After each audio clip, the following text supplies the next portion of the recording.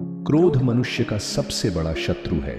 इस क्रोध में आकर लोग सही गलत के बीच का अंतर ही भूल जाते हैं और समस्त पापों के भागीदार बन जाते हैं। क्रोध में अपने भी शत्रु के भांति अप्रिय लगने लगते हैं और ये हमारी मानसिक स्थिति को अपने वश में कर असंतुलित कर देता है। इस हालात का शिकार हो मनुष्य कई अनजाने पाप कर बैठता है, जिससे भक्ति का नाश हो जाता है। आइए जानते हैं कि गीता के अनुसार इस क्रोध से बचने के का क्या मार्ग दर्शाया गया है। एक सूखा पेड़ पानी की कमी के कारण मर जाता है, उसी तरह हमारा क्रोध भी हमारे भीतर के असंतुलन को दर्शाता है। हमें इस असंतुलन को दूर करने की जरूरत है। श्री कृष्ण के उपदेशों में हमें क्रोध पर विजय पाने की एक पूरी प्रणाली मिलती है। यह मनोविज्ञान पर आधारित है और इसमें ऐसे उपायों का समावेश है जिनका हर व्यक्ति अपने धर्म या संप्रदाय से निरपेक्ष रहकर अभ्यास कर सकता है। क्रोधाधवती सम्मोह सम्मोहात स्मृति विभ्रमः स्मृति भ्रंशाद बुद्धिनाशो बुद्धिनाशात प्रणश्यति। गीता अध्याय 02 श्लोक 63। इस श्लोक में भगवान श्री कृष्ण ने क्रोध को समस्त पापों का मूल बताया है। श्री रामचरितमानस में भी कहा गया है, काम क्रोध मद लोभ सब नाथ नरक के पंथ। क्रोध एक अग्नि है जिसमें सद्बुद्धि जल जाती है। क्रोध में आकर हम अपना विवेक खो बैठते हैं। हमको बिल्कुल पता ही नहीं होता कि ज्ञान व ज्ञान क्या है। हम नहीं जान पाते उचित अनुचित क्या है। हम क्रोध की अग्नि में अपनों को भी शत्रु मान लेते हैं। नरक का प्रवेश द्वार क्रोध है। भगवान कहते हैं कि क्रोध से मूढ़ भाव उत्पन्न होता है। मूर्खता का सबसे पहला कार्य होता है कि स्मृति का विनाश। जब स्मृति मरती है व विस्मृति आरंभ होती है तो मानसिक अवस्था असंतुलित हो जाती है। मानसिक असंतुलन से पाप हो जाता है। पाप बढ़ने से ज्ञान व भक्ति का नाश होता है।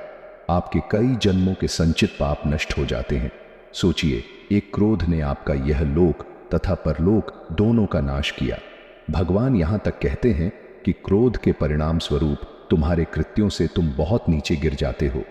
अतः परमात्मा कृष्ण का सरल भाषा में संदेश है कि क्रोध कदापि न करें। पर इसका मतलब नहीं कि क्रोध नहीं करना चाहिए। क्रोध भी आवश्यक है।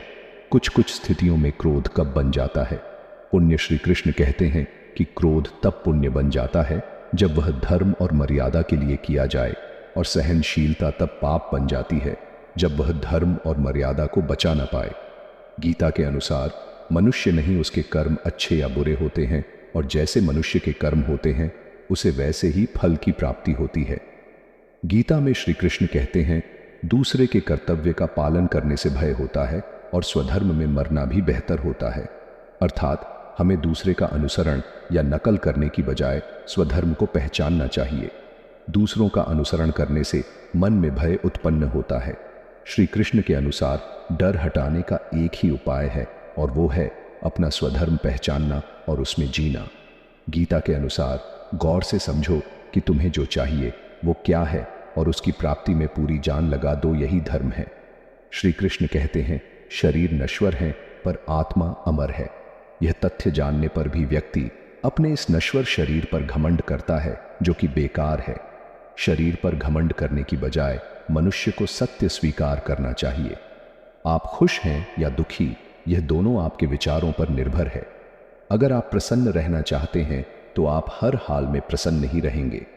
अगर आप नकारात्मक विचार लाते हैं तो आप दुखी ही होंगे। विचार ही हर व्यक्ति का शत्रु और मित्र होता है। किसी के साथ चलने से ना तो कोई खुशी मिलती है और ना ही लक्ष्य। इसलिए मनुष्य को सदैव अपने कर्मों पर विश्वास करते हुए अकेले चलते रहना चाहिए। अगर आपको ये वीडियो पसंद आया हो तो इसे लाइक ज़रूर करें और चैनल को सब्सक्राइब करना ना भूलें। इस वीडियो को अपने दोस्तों के साथ शेयर करके आध्यात्मिक ज्ञान फैलाने में हमारी मदद करें। अगले वीडियो में हम मिलते हैं नए टॉपिक साथ। आपका बहुत बहुत धन्यवाद।